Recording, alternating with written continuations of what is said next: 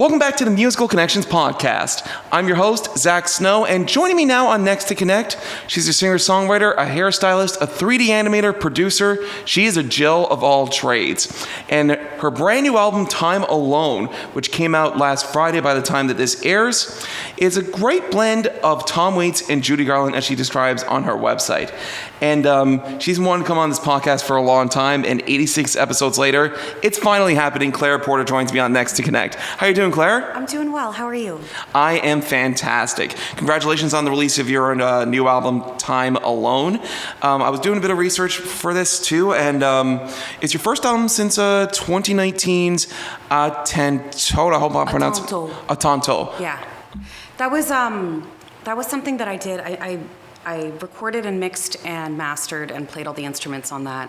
And I released it only on Bandcamp, but it was really intended to be like a love letter to Montreal when I was leaving. So I think it was only like 4 songs in it, and like it's definitely like a bedroom album, but I still love it. Yeah. Wonderful. Now, of course, Time Alone is the first album you've had since that 2019 record. Yes. And it's a great EP. Congratulations on it. And by the time that this drops, it'll have already been out. But off the hop here, how does it feel to finally have brand new music out for the first time in 5 years? I mean, I'm elated. Like, elated isn't even the word. This is the first record where I've had a lot of guidance about like the proper way to do things. And that kind of slows everything down because you're supposed to follow a certain set of steps and procedures to make sure that everybody gets to hear it in the right order, instead of just like slapping it on Bandcamp and moving on with your life. You're supposed to like have press releases and like have things for social media. So this is the first time that I've really taken the time to do that, and that was the delay. Do you know what I mean? Mm-hmm. But I'm over the moon to get this record out, I have to say. So you didn't do any of that during your 2019 record. You just stuck it on Bandcamp and went on. Yes, yeah. So do you feel like this is probably your best work to date so far as an artist? Yeah, definitely. It's definitely the most polished work that's come out. Absolutely. Yeah. So what was the recording process for this like? Because you worked on this, Michelle LaCour, I was actually talking to her outside before this conversation here. And she's working on Sound Symposium. By the time we're recording this, it's July 18th that we're doing this. Yes. So you worked on this with her. She mixed and did the vocals here. Yes. And Stephen Lilly also worked on this, but you produced a large part of this yourself. Yeah. I moved back home to Newfoundland in 2019, in the middle of the summer. And then obviously in 2020, we had Snowmageddon. And then immediately following, we had COVID. And it's really hard to network when you're not allowed to leave your house. Right. It's hard to meet other musicians. And so I ended up doing the bed tracks myself, and then I sent them to my old drummer, Brandon Goodwin, who is an extraordinary percussionist.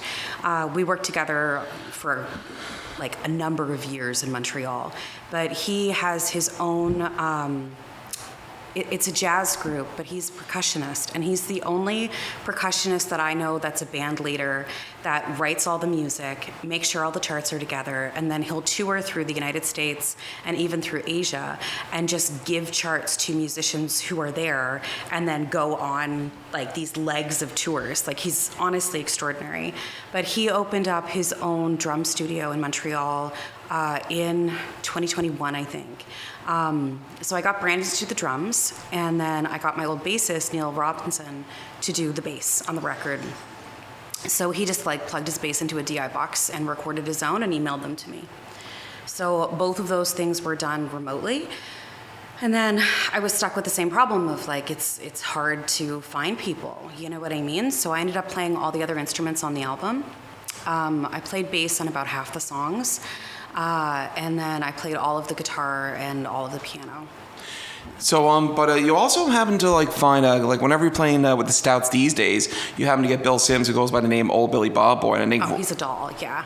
Oh yeah, but and also I think Rob Pittman plays drums for you on most nights. So, Was it hard during that time to get people? Because say if you recorded it this year, you could have gotten Bill or Rob to do some stuff for you there. Now it's different. Like now it would be a different story. I only met Bill Sims when they did Music NL Celebration Week in Corner Brook. That was a blast. Yeah, it was a fun week, but he didn't even move to St. John's until another 6 months after that. And then, oh my God, I don't think I hired him for like the first gig that we did together until last year. Wow. So he's just an extraordinary musician, by all accounts. Do you know what I mean? Like he's an extraordinary person. I kind of bounced between working with Chris Donnelly and Rob Pittman in terms of drums. I was playing at the open mic at the Ship, and Chris Donnelly came up to me and he was like, "I'm your drummer now." I was like, "Who are you?" Do you know what I mean? And then, like, he just happens to be like one of the best drummers in the province, right? He didn't really give you a choice. No, he was just like, "I'm your drummer now." And I was like, "Okay." And then I said to Bill, who's the bartender at the Ship, like, he's like, "Who is this person?" I was like, "Oh, that's Chris. He's great." And I'm like, "Okay, cool. Like, I guess I have a drummer now." Oh, yes. And then, in terms of Rob, Chris was off on tour with Tim Baker and Kelly Loader and a bunch of other people. And so whenever Chris is too busy, then Rob is the person that like slides in to first for me. So I met Rob going to jam nights at the Black Sheep. So I do put myself out there. I swear. I do try to find people. Oh, yes. Oh, yes. It takes a long time. Like it takes... Like when you're trying to find musicians to collaborate with, you really need people that you're copacetic with and that you can communicate with. And it's almost more important than the musicianship. Like you need somebody that you can like have a conversation with. Yes. Like even the gig that we're doing or have done on July 27th, Bill Sims is out of town on tour. So I'm getting Becca Bartlett from the Paper Canoes to play bass with me. And she's awesome. Like we did a rehearsal yesterday. She absolutely nailed everything. And she said like, "Oh, I'm like excited to play on these tunes." So like for that iteration of the Stouts, it's going to be Becca Bartlett and Rob Pittman.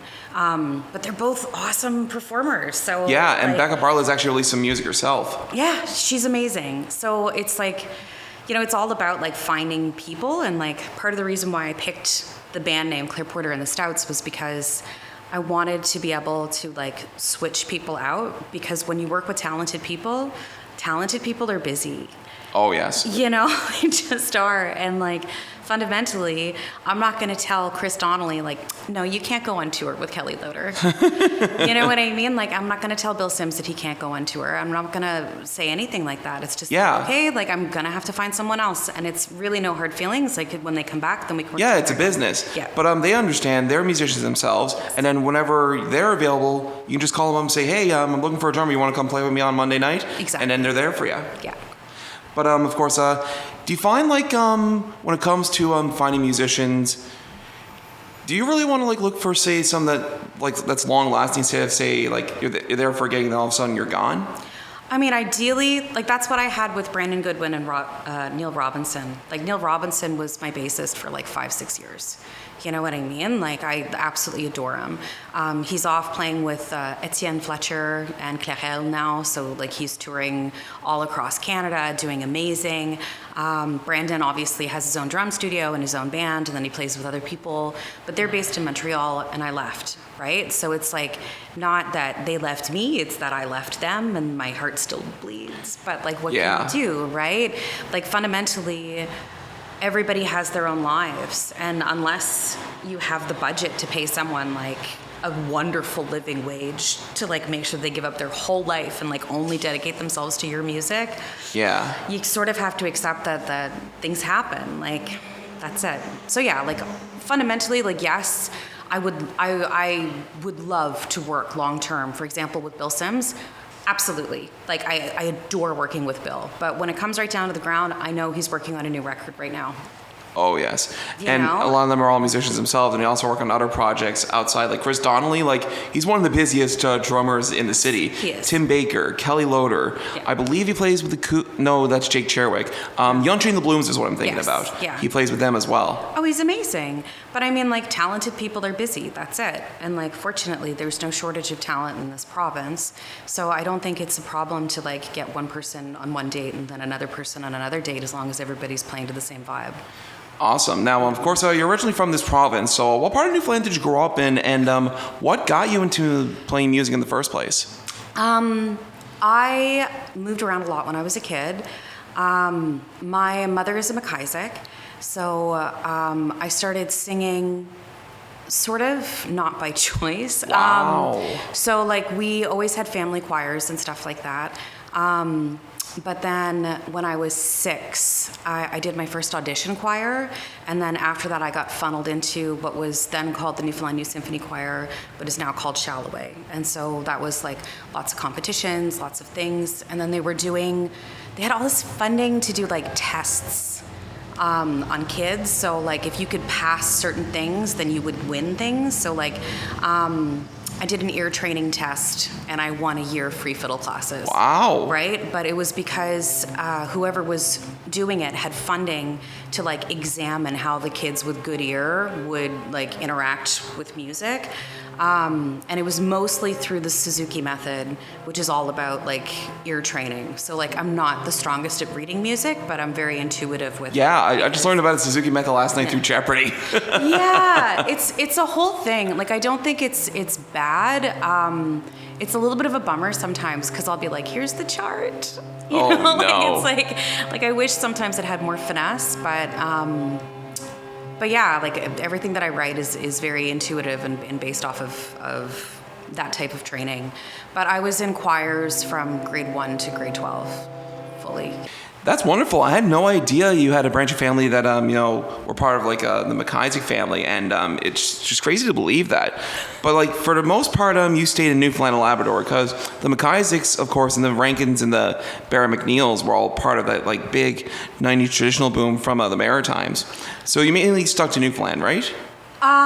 Sort of. My mother is from Briley Brook, and Briley Brook is in Antigonish, and her mother is a Downey. So the Downeys as well are incredibly musical. So my great uncle Jerome used to hang out with Huey O'Quinn, and so a lot of the trad songs of Newfoundland and Labrador like come from those guys hanging out and like just writing songs about their friends. Sherman Downey is like my second cousin, like just to contextualize No way! it. And Evan O'Coin is I think my second or third cousin. That's insane. Small I'm world, related huh? to everybody. It's gross. We moved around kind of constantly, but we went back to Antigonish a lot. And somebody who was working at the Irish Studies Department in Concordia got funding in like 2001 or 2002 to do a documentary on Jerome.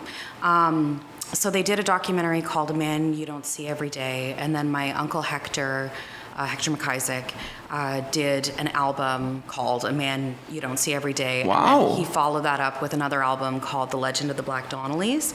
But we spent, I mean, like when I was like 1, we moved to Happy Valley Goose Bay. And so we were up there for a long time. Like 5-6 years. But while we were up there, people would come up and visit us. And then like we spent one summer in Montreal. We spent another summer in a trailer park in the Laurentians. We ended up moving back to town when I was going into grade 1. And that's when I got like basically scouted for my first choir. Like they were just like you now, right? And it honestly, like it was hard for me because I was a very, very shy child. And then all of a sudden it's like, no, the solo's yours. Like you will be singing this solo in Arabic in front of the entire Avalon Mall. In Arabic? Like, yeah, that was my first ever like solo in front of a choir. Wow. But I mean, like you do everything in that context.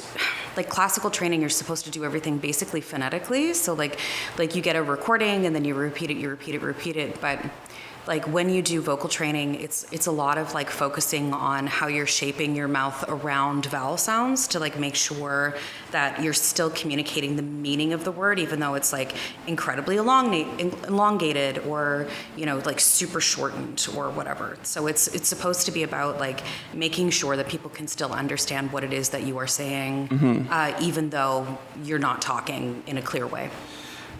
So yeah, we were in St. John's for like 6 years, and then we ended up moving to Marystown, and we were there for like 2 years, and then we moved to Halifax. So like when we were living in Halifax, we spent a lot of time in Antigonish because it was just sort of like a back and forth type thing. But even like when we were living in Happy Valley Goose Bay, the lack of fresh fruit was driving my mother insane. So she would go by herself sometimes back home to the farm, and then she would just come back with these like huge Tupperwares of apples, just sort of being like, I cannot eat another canned peach, like give me something crunchy. So yeah, like we just sort of were all over the place, like it was just sort of like constant motion. So like I don't really have a hometown. I do feel connected to like the branch of McIsaacs that I am connected with. Like, for example, my cousin Ellen McIsaac was just down for Harbour Voices. So the reason why I got to sing in a choir that was conducted by Jacob Collier is because of my cousin Ellen, because she runs the Ottawa Celtic Choir. Wow. But she is one of the only people in Ottawa who sings in Gaelic so beautifully that she is like hired to sing the Irish national anthem in Gaelic. That's crazy. By the embassy. It's deranged. Like, it's insane. It's like, it's wonderful to have so many examples of people who have made their lives like through music. Do you know what I mean? Like, not necessarily like as their principal source of income, but like, you know, to direct a choir for 15 years and to be like, she's been arranging all of these trad songs so beautifully so that it's accessible for a community choir to sing. It's extraordinary. My cousin Doreen is her last name is Taylor Claxton, but she is based out of Ottawa as well, and she is a classical and operatic singer, and she also acts and directs plays. And then some of her kids act as well. I do know that. My cousin Alexis McIsaac was like, oh my God, she was an incredible fiddle player. Do you know what I mean? Like she was going on world tours like throughout most of her 20s. That's insane. My cousin Hector was the second best bagpiper in the world in like 2002 or something. Like, you know what I mean? Like you just sort of like, you get into it, you absorb it, you move forward with it. So how'd you end up with Claire Porter? Because you had the Coins and the McIsaacs. My mother is the McIsaac. Oh, your mother's the McIsaac. Yes, so my father is a Porter. Yeah. Oh, wow. Yeah. Nice. Well, let's stick with the Harbour Voices for a minute, because I was downtown a few weeks ago, and I seen there was a couple of choirs that played at the Supreme Courthouse. It is one of the coolest things I think I've ever seen in my entire life. But getting to sing with 6-time Grammy Award winner Jacob Collier must have been a huge, huge honor. Yeah. So tell me a little bit about how you got that opportunity in further detail. Oh, God. Ellen sent me a Facebook message. She was like, well, I'm coming to St. John's. Like, do you want to get a beer? And I was like, best kind. And then she told me that she was coming down to sing with Jacob Collier. And I was like, oh my God, that's amazing. Because when I was looking at the registration fees for individuals, it was like $600 or $700. Jesus. I was like, my sweet summer child, like I absolutely am not going to be spending almost my rent on singing with Jacob Collier, even though he's amazing. And she was like, well, I registered 20 people for my choir, but only 12 people can come. Do you want to join my choir for a week and a half? And I was like, yes. like, girl, yes. Because like we always have family choir. Like even when my nan passed away, 9 of us went up, because like there's a ton of us that are like my cousin Barbara Gillis, one part of an ECMA doing this like Nova Scotia at home thing over COVID. But there's a ton of us that sing in the family because I have like 40 first cousins. So like there's a fair few of us. And so we had 9 of us up in the balcony. It was this old Catholic church. And we sang in 9-part harmony to like go through the choir. And we like each took solos and then like, you know, could follow each other. And it was fun. I mean, as fun as a funeral can be. But singing in this context was really, really interesting because it was like, okay, like, you know, like I'm following these charts probably more heavily than I ought to. But Ellen was understanding that I didn't have everything memorized because I have this album coming out, so I've been very, very busy. Oh, yes. But it was amazing. It was, I think, 1,400 singers in total. They had people from the Philippines. They had people from up north. They had people, like literally, like from Nunavut. They had people like from up north. They had people from Saskatchewan. They had people from Chicago. They had people from Ireland and Iceland. Like, I think it was one of the biggest gatherings of choirs that's ever happened. Oh, no doubt. Time. Yeah. So it was Kit. I always forget his last name, which is terrible because he was one of the co-directors of the Newfoundland Youth Symphony Choir when I was a kid. And so like in my head, he's Kit, and then I'm like, good, I know it's Kit. He's best kind. I think it's Kit Adams, but he's one of the people who put it together, and they really want to turn it into an annual event. Yeah. But it really was like insanely powerful. Like people sent me videos after. And it's so different when you're standing in the choir and like you have all these like voices vibrating through your body, you know what I mean? Yes. Versus like being in the audience and you're like, oh, this actually sounds really nice. Yeah, I was in the audience for one of those shows that was like right in front of the office here. It was, again, one of the coolest things I think I've ever seen. All those choirs sing with each other. So like the choir singing at first at the Supreme Court and then having trickle down. That's one of the coolest things ever. Well, and I hope they make this into a yearly event. They had like individual showcases for all of the different choirs. So like within certain afternoons, you could go and see like this choir, that choir, da-da-da-da. And they had like a walking tour for choirs after where like on the last day of the festival, all of these different choirs were like walking from station to station to station and like singing different songs. Oh yeah, I've seen a couple of them walking around Water Street at the pedestrian mall. It is pretty cool. I mean, it was hilarious because like I was just getting done work and I was like, okay, Ellen, I'm gonna come find you. I was just like walking around like my feet hurt. You know what I mean? Like it was just like I want to go to bed. And I texted her and she was like, we were hungry, so we left. And I'm like, I'm going home. But I mean, it was an extraordinary festival. I sincerely hope they get funding again. Like singing with Jacob Collier was really an education, and it was so nice to be able to take so much time to do it as well. Like it was definitely we had one day with a 5-hour long rehearsal, another day with a 6-hour long rehearsal. There was this really nice man, Sydney. Oh my God, why am I forgetting all the last names today? I don't know. Well, look, when you meet so many people and you deal with so much people in the run of a day, you probably forget first or last names anyway. It's terrible. I mean, tell me about it. But he wrote this song called Nula. He was a Haitian composer, and it was all about just respecting, like creating respect for his community and how there is a lack of respect for Black people in the world. And it was so powerful to sing that song with so many people because it was partially in Haitian Creole and partially in English. And he had this really beautiful soprano who was, had this like alternating solo that went over top of everybody. But then there was 2 different groups of choirs that were singing at the same, amazing to be a part of it. But I don't know, it was definitely an experience that you can't repeat. Yeah. Oh, yes. And hopefully that happens every year, or maybe if they get enough funding, like say in 2026, they can make this into like a bi-annual kind of thing. So I don't know if that's the right term for that's like every 2 years. I think that may be the right term there. But back to you for a minute now. You coming from that branch of families, of course your father was a Porter, your mother was a McIsaac. Yeah. And of course with all those song-bearing families, you developed a love with preserving those Newfoundland Labrador traditions and discovering these songs. So much you went hitchhiking and to find all these songs, and especially like where you were so used to like moving around from place to place, from like St. John's to Marystown to Halifax.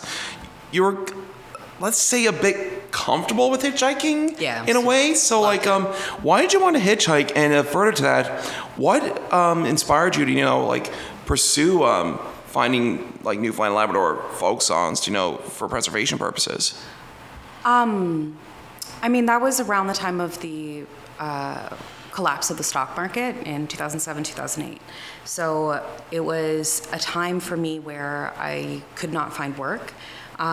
So it was a lot of like kind of bumming around. Because, you would send off applications. Like at the time in Nova Scotia, I know that it was sort of booming here in Newfoundland, but at the time in Nova Scotia, people were sleeping in tents.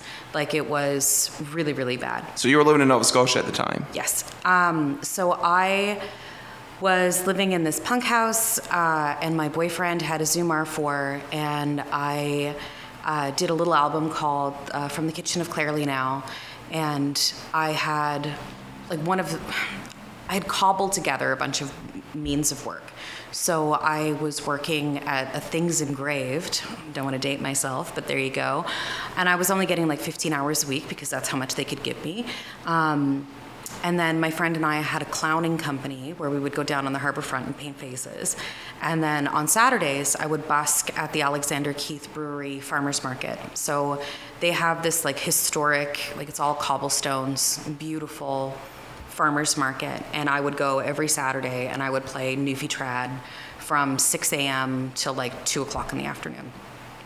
So that was how I made the bulk of my money. Like I had these like, honestly, like crummy little CDs, and the cases were all like computer paper, and I was selling them pay what you can. And I sold like a couple thousand of them. It was kind of insane. Wow. And I ended up giving one to Clary Croft, who at the time was the director of the Helen Creighton Society. And he was like, oh, wow, like this is like some of the most accurate folk music I've ever heard. And I'm like, thank you. Like I'm trying to preserve something with this. Actually, recently in February, a conservationist at a museum in a concentration camp in Germany reached out to me because I did a cover of this song called Peatbog Soldiers, which was written during World War I at a concentration camp for POWs. And he wanted to create a compilation of like all the different versions of this song that had like spread throughout the world. So at the concentration camp, because it was for POWs, everybody was speaking different languages, right? Like it was just like, like Polish, English, French, da-da-da-da. Like it's been translated to like literally, I think 130 languages. That's crazy. Well, Luke Kelly did a cover of it, and so from that, it entered into the Irish diaspora in like the 60s. So I included it into this like little, like, you used to be able to print CDs on your computer, that type of deal. Mm-hmm. I included it onto that, and I think that this conservationist just literally looked up Peatbog Soldiers in a bunch of different languages on Bandcamp, found me, reached out to me. I guess they're like renovating or they're looking for a new location now, but like that old album that I did in like 2009 is going to end up in that archive. Wow. Which is hysterical to me, but also, great. But you don't personally own a copy yourself. Do you still own like the files for that?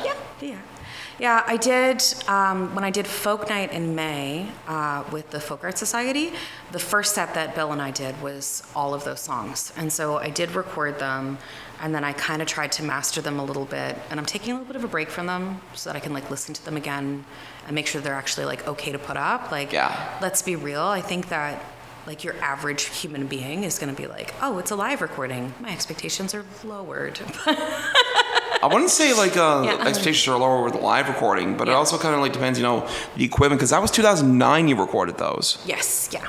So, and like... But I'm talking about the one that I did last May, where we plugged like a recording device into the soundboard. Okay. Yeah. So I want to make sure that it's like relatively professional. Like the stuff that's out in 2009, it's like whatever. Yeah. That's a long time ago. I think it was definitely very me at the time. But yeah. Crazy. So yeah, like fundamentally, like it was the economic collapse. I could not get any type of reasonable employment. And then one of the only ways to make good money for me at the time was to play music. So when I started hitchhiking, I would just go with my guitar, and then whenever I landed, I would busk. And people would be like, oh my God, like who's this adorable little 18-year-old who's singing Red as the Rose on the side of the road? Like, absolutely, here's $22. Wow. Like, yeah, so we ended up going from like Halifax to Chicago. And I was paying for 3 people to eat. That's insane. It was nutty. Like, it really was like an intense experience, and it was like kind of a laugh because, like, you know, like I was sort of falling more and more into the punk community.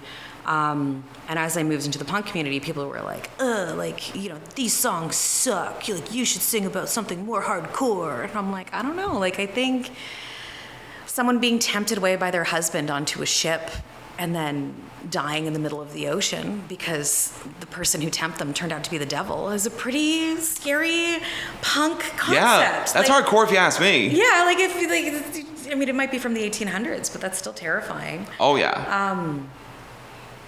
So yeah, it was definitely an era. Oh, yeah, but like, if it weren't for those experiences, you probably wouldn't be the person you are today, and you, with all these life experiences to create, you know, the sound that you've made right now, which is like a mix of a jazz, folk kind of sound. Yeah. And you describe your sound on your website, that you're a mix of Judy Garland and Tom Waits. I can definitely hear some Judy Garland in your voice from the songs you've sent me for Newfound releases. We're going to play one of them right after this conversation. Mm-hmm. So what about Judy Garland and Tom Waits really inspired you? If I'm being honest, it was Bill at the ship who told me that I was a mix of Judy Garland and Tom Waits. Oh, yes, fine. I've just been rolling with it. I think that in general, with the vocal training that I've had, I've kind of like roughed it up quite a lot. Like I've moved away from being too classical because like with the amount of training that I had with voice, you know, like there's a real like clarity that you're sort of expected to have. Uh-huh. So I've been trying to like move more towards contemporary music and not being so formal. And so I think that when Bill said it's like Judy Garland, that's what he's hearing. Do you know what I mean? Like I've also been compared to like Nora Jones. I can see that. Yeah, it's interesting because like you're supposed to come up with these lists of people that you sound like, and I'm like, I don't think this sounds like any of it. Listen, there could be which maybe sounds conceited. Yeah, but there could be multiple like Judy Garland's, Nora Joneses, but it can only be one version of you, and you're definitely making that right now with the music you're putting out. Right, and like I think the Tom Waits connection is that and I think like this is especially like the ear training coming in is that I'm very intuitive. Like with the single Time Alone, I'm playing all of the instruments on that song except for the drums. I did all the recording engineering for those instruments by myself at home. The mix of them, like the comping of them together, it was mostly Michelle, but like, you know, like there were certain moments where I was just like, just take that out, like simplify it, like make it a little bit more clangy. And it's a funny song because I wanted it to sound almost like one of those toy pianos. Like I wanted it to sound kind of like clanky and clangy, and weird. Like I wanted it to feel that way. And I think it comes across, but I think that to a certain extent it sticks out because it's not, you know, super smooth and refined, like in the way that you would expect an electric piano to sound like, you know? I have a song at the end of the album called Thirsty, and it is a 5-minute long song. It's structured like a reel, but it sounds like jazz. And I think it's hysterical because it's about grinding up bugs and drinking them. Oh God! Which is the Tom Waits part, right? Like that's the gross part. Like I got to meet with Rick Owens at Coast 101, and he was like, "This song is too gross for the radio," and I'm like, "Wonderful! Like I've accomplished something with this. Like this is something that means something to me." But it's structured like an old-fashioned Irish reel, but it's 100% jazz, and it's about eating bugs. But the first song of the record is called Apartment Number 4, and it's about living in a really awful apartment. So the idea is that, you know, at the beginning of the record, you're horrified by bugs, but then by the end of it, you have decided that you like drinking them and eating them, right? So it's supposed to like kind of take you on a little bit of a journey like throughout the album. I don't advocate eating bugs. I've never done it myself. But that's the grit that he's talking about. It's the lyrical content. It's the concepts. Yeah, that's fair too. I mean, like drinking bugs. I mean, that's pretty much a lot of what they do on Survivor these days. It was a great show. Oh yeah, I used to watch Survivor a lot. Yeah. Now, of course, would you call Time Alone a concept album then? Because you start with the song Apartment Number 4 and then go into Thirsty right at the very end there. Would you consider Time Alone a concept record? No, I mean, like to me, like a concept record is like American Idiot by Green Day or oh my God. The Wall by Pink Floyd, maybe say Sgt. Pepper? Exactly. Those no. Because I don't have characters that like continue throughout the record. That's not it. It's about getting the listener to connect with a song that's about housing precarity. And I think that a lot of people have struggled with housing, especially in recent years. Now more than ever. Exactly. So the first song is about like, okay, I don't have housing that is safe and that I like. You know what I mean? And the second song is Jupiter Jones, which is a little bit about like losing. It's about loss and it's about loneliness. Coffee in Connecticut is about feeling stuck and stagnant, you know? I mean, I think that these are feelings that like people connect with. And that a lot of us have gone through over the last 5 years, especially with shutdowns and everything. How we got out of that is beyond me. I don't think we are out of it, to be honest. I think that sometimes, you know, the rubber has to hit the road and you have to make decisions. And I think that all of the shutdowns were necessary. But fundamentally, I think that most people are still dealing with like the reverberations of shock after that. I think that it's too bad that counseling is not more accessible. You know what I mean? Like I certainly took some time to talk to some people to like get through that. That was a really rough period for me. No, but that's a fair point to bring up too. I know, but it's true. And it's like when you go through something that's traumatic and the world ending is traumatic and you don't have support or help, and a lot of people did not have support or help, and then you don't like actually take the time because you can't to talk to somebody to figure out those feelings, then it's just like, oh my God, like how do you cope? How do you process that? Like that was really big things that happened very quickly to everybody at the same time. Like, yeah, and especially like back in the day where Zoom, like we're all connecting on Zoom. Yeah. That doesn't really replace the face-to-face connection that we're dealing with right now, and especially with this interview we're doing here in the studio. I really enjoy being face-to-face with somebody and really connecting, because that's kind of becoming a lost art form these days. I mean, I think that much isolation, I mean, it's literally a torture technique. You know, like if you want to think about it that way, it's literally a torture technique. And like at certain stages of lockdowns here, because I wasn't in anybody's bubble, because I don't have any family that lives in town and I didn't have any connections and I just moved back to town, I would spend multiple weeks not being face to face with another human being, which is like an insane amount of isolation to go through. God. Like it wasn't until the last lockdown that they were like, you know, if somebody is just by themselves, you can include them, right? And then after that, I was like included in things. And it's like, thank you. Like I'm not trying to become a super spreader, but like also like, can I please just like have some level of socialization? Like it's not a normal thing for a human being to go through. It just isn't. And like fundamentally, like they've done studies, like there was some study in Russia with these, they didn't touch these orphan babies, and like, you know, human beings crave touch. So the babies that were not touched and held died because like human beings need connection, right? And like obviously COVID was awful and, you know, the shutdowns were necessary, but that much isolation, I think fundamentally, like maybe we all need group counseling. I don't know. Yeah. Tell me about it. Like, especially going through like the waves of the Alpha wave, the Delta wave, the Omicron wave. And I think after Omicron, that was pretty much it. We were pretty much back to, you know, being together and connecting with each other and stuff like that face to face. But that much isolation really does a toll to one's mental health. And it's becoming more of a crisis now more than ever. Well, I think that we need to like talk about it, and I think that we need to I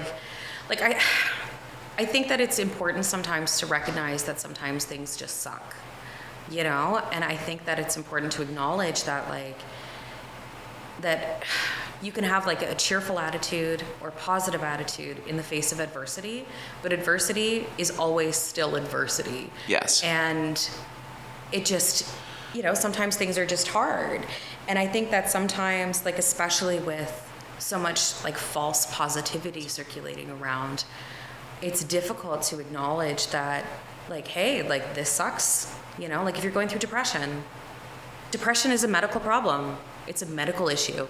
Like you can't good attitude yourself out of depression. Yes. Like it's just, that can only get you so far. It'll only get you so far. And like, I think that having a good attitude is important. Like I love having a good attitude, but I think that like right now, especially, like we need community. We need people to support each other and lift each other up.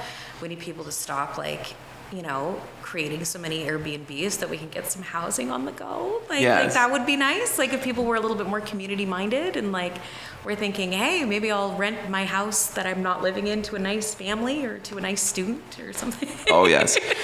But back to the whole thing of you know, isolation and, you know, mental health. How has music helped you out with that, like when it comes to? I mean, music has always been my best friend. So, I mean, honestly, like I hit this point over COVID where I was like, well, if I'm going to be spending this much time staring at four walls, I might as well use the equipment that I have, right? So I had guitars. I got my friend to ship down my keyboard. I was like, okay, I'm going to get better at recording engineering. I have to say one of the biggest compliments in my life was when Michelle LaCour told me that I did a good job with the recording engineering for the guitars on the album, because like I recorded the piano and the guitars myself at home. So like that was a lot of practice. It was a lot of like watching YouTube tutorials. It was a lot of studying. I was like, okay, like I need to get better at making digital art. And so like that's when I started doing the animation and stuff. Yeah, 3D animation, that's really cool. And that's what really makes your videos stand out from the crowd. I'm trying. I really want like to me, I've been trying to make videos that somebody might want to show at like a YouTube party. Like, you know, when you're at a party and someone's like, oh, you got to see this cool video. Yes. Like I wanted to make videos like that. So I did a series of dinosaur stop motion videos. So for each single, there's like a dinosaur that goes with it. And then there's a 2D animated video that goes with each single as well. And then for each of the singles, there has been a 3D animated video. I want to do more videos, but to be honest, like there's much less pressure out now that the album's out. Yeah. I feel like now that the album's out, probably like formal press outlets aren't really going to care. So like this is really going to be slightly self-indulgent and more. Well, I care. Okay. But yeah, like I know that, like, for example, Thirsty is probably never going to be a radio hit, but I do think it's perfect for Halloween playlists. Oh, yes. So to me, it's like, okay, like maybe I'll do like a push in that direction of like more focusing on online. Like, hey, like this is a single that you can play with a spooky situation. I have another song called Rains in December that I really want to do a video for in like November, because to me it's a really good winter song. Like it's a really good kind of Christmassy winter energy. Yeah. So I'm probably gonna do another video for that as well. Wonderful. Now, going back further, you moved to Montreal to study jazz. So, of course, the sound of the album Time Alone mixes a lot of jazz and folk elements. Yes. Yeah. Why did you want to study jazz? I didn't study jazz. Oh, you didn't? No. I moved to Montreal because the rent was cheap.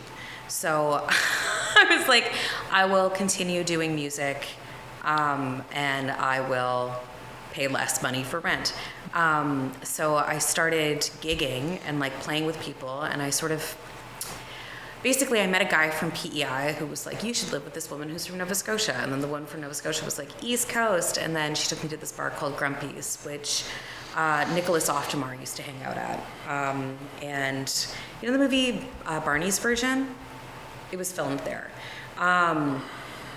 So Grumpy's at the time was, I'm going to use cesspool in the most positive way possible. But it was a student bar. It was really deeply musical. They had music nights pretty much every day of the week. And so if you ground your way out through the open mics and the managers decided that you were good enough, then you could gig. And at the time, I didn't understand how insane I was being. But I was competing for gigs with like 45-year-old men with master's degrees in jazz. Wow. I still managed to get gigs, which is hilarious. That's wicked. Like I would like call other friends and I'd be like, these men are being mean. It's like, yeah, because they don't want a 25-year-old girl like hanging out and playing the same nights as them. But yeah, I started my first band in 2012. And basically, like, I just kept hiring these really talented jazz players and then asking them questions. Yeah, that ended up turning into the Stouts.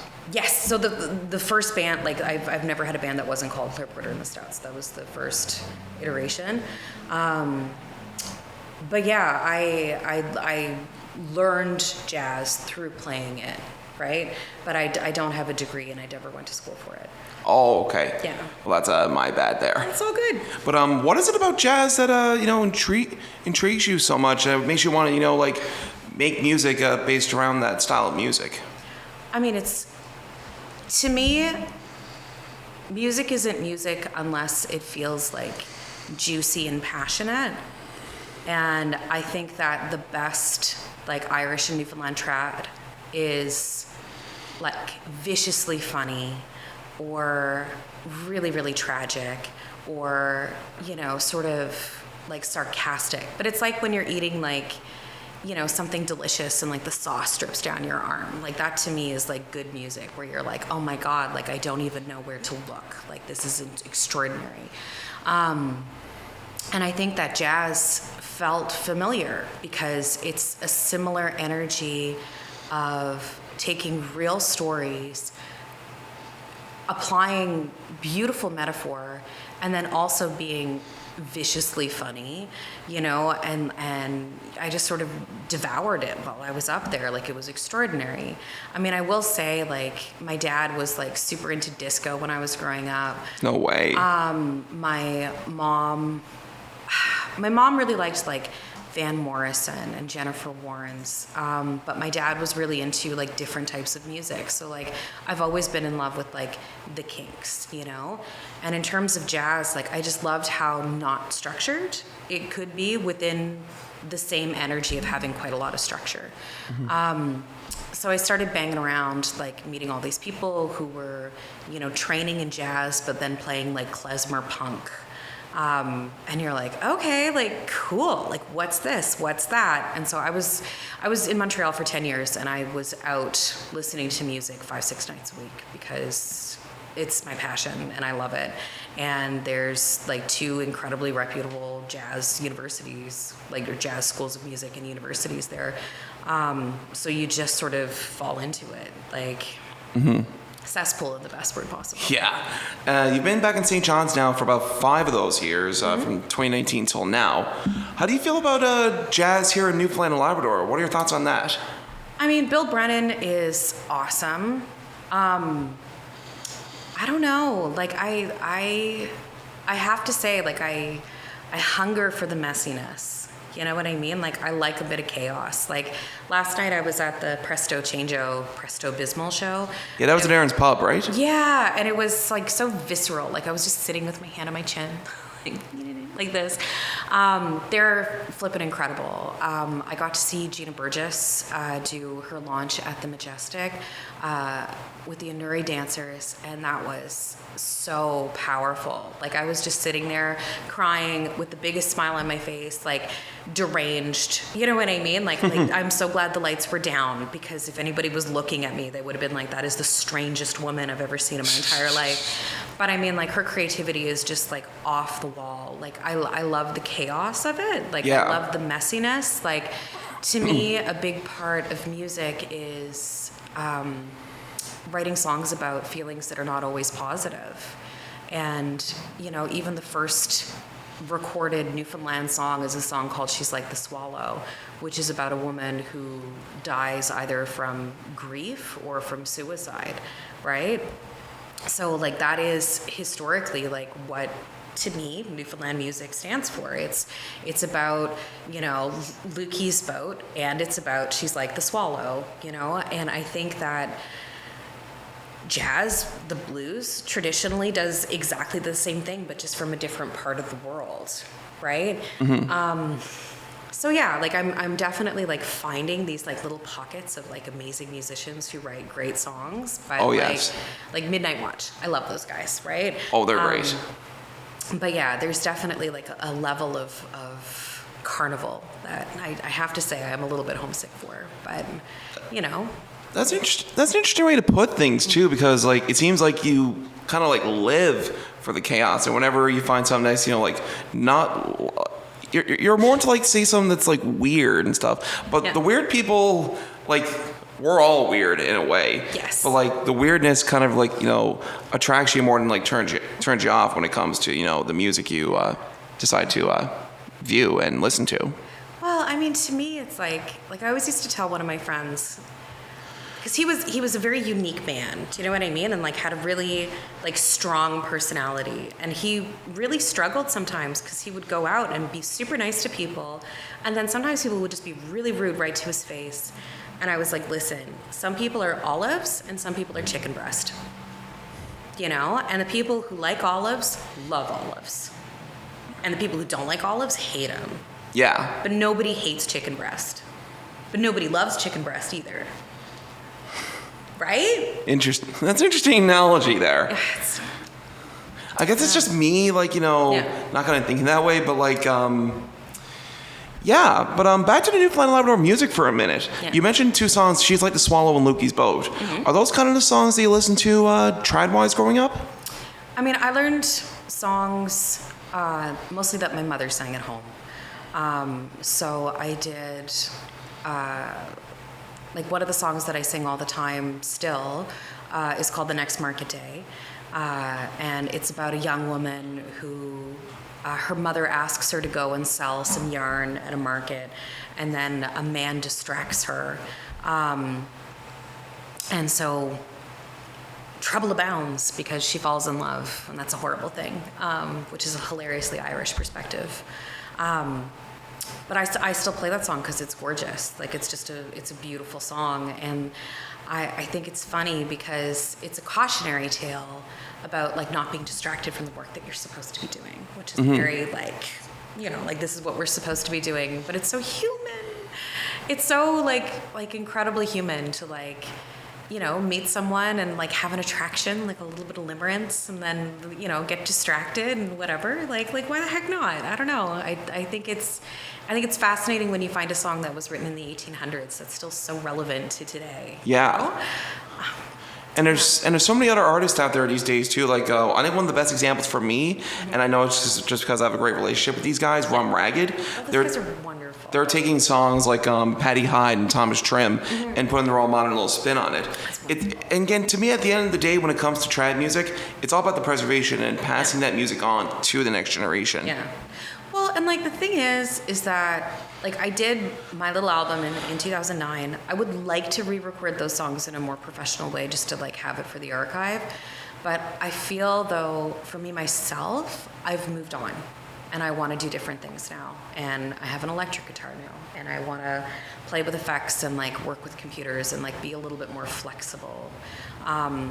You know, growing up, there was a rigidity or an attitude that I absorbed, and it's not necessarily anything that somebody specifically said to me, but like I definitely had this opinion that like, you know, good music has to be acoustic only.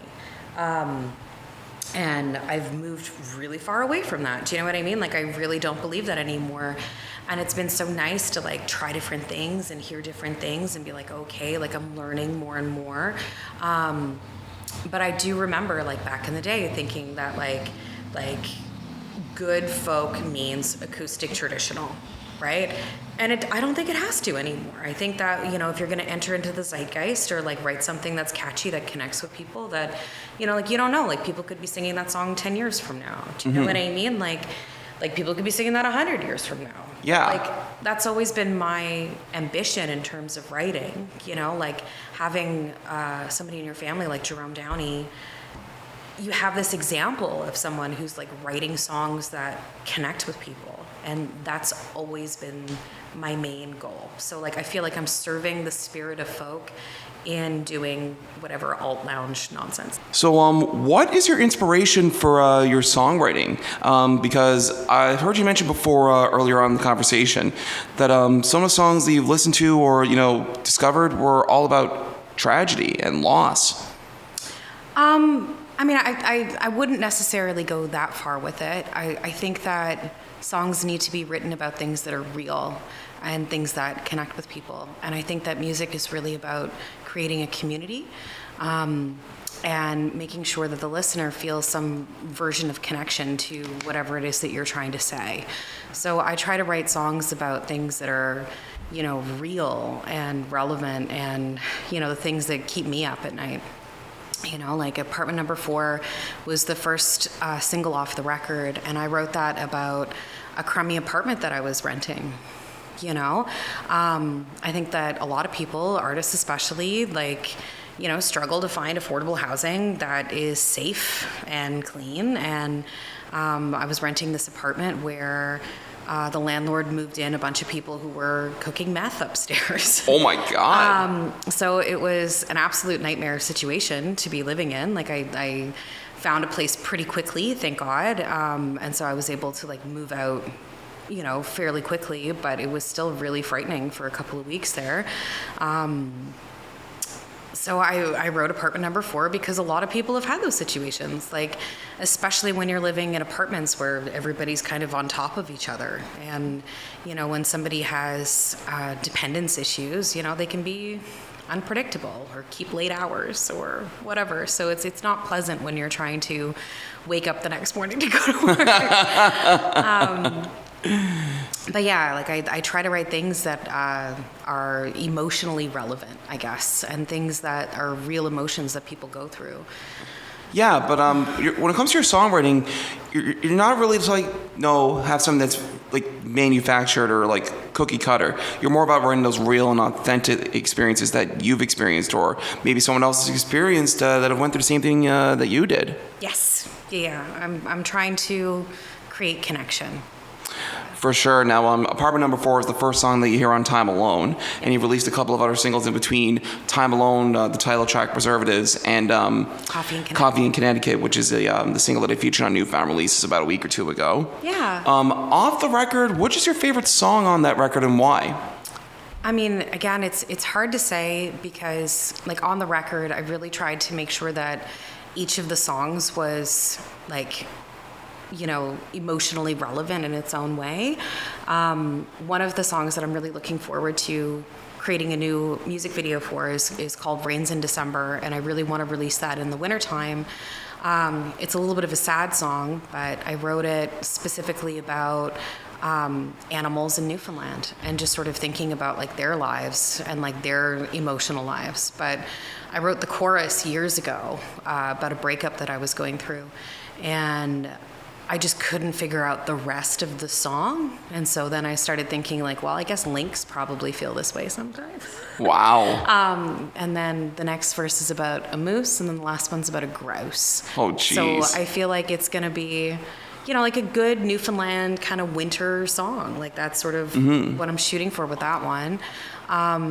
Apartment Number 4, again, is a song that, like, when I released it, I got a bunch of messages from people I'd never met on social media saying, like, yeah, like, I really connect with this because it is such a struggle, like, more now than ever to find, like, safe, affordable housing. Yeah, especially nowadays where like housing and like especially where like people are purchasing a lot of Airbnb markets and it's literally flooded with Airbnbs. Your new album is out now by the time that this drops. So July 30th is when it is airing, and then July 18th is when we're recording this.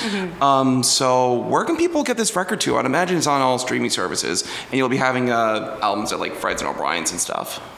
Yes, so I'm going to have them at Fred's and at the Battery Cafe. I didn't think about asking O'Brien's, so maybe I should ask them too.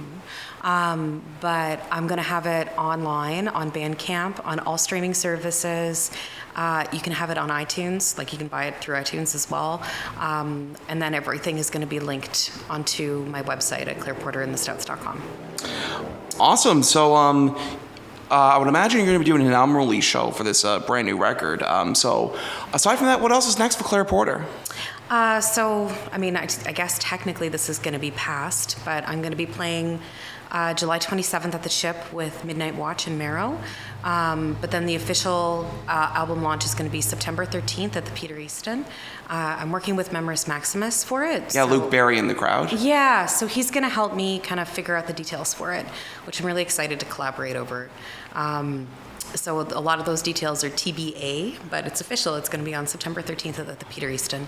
That's awesome. Now, of course, you mentioned Claire Porter and thestouts.com as your main website for all your tour dates and other information. Do you have any socials that we can keep track of what you got on the go? I'm on Instagram at Claire Porter and the Stouts. I'm on Facebook as well. I'm on YouTube, so that's where I've been putting all the 3D animated videos that I've been doing, as well as some of the shorts. I am on TikTok, but less so. I would say mostly follow me on Instagram or find me on YouTube. Well, Claire, this has been an absolute blast. Thank you so much for coming on the Musical Connections podcast. It's been a long time coming because I know you've wanted to be coming on for a long time now, but this is well worth the wait. So thank you for coming on the podcast on Next to Connect. You have a wonderful day and all the best to you in the year ahead. Thank you. I appreciate it. Thank you very much.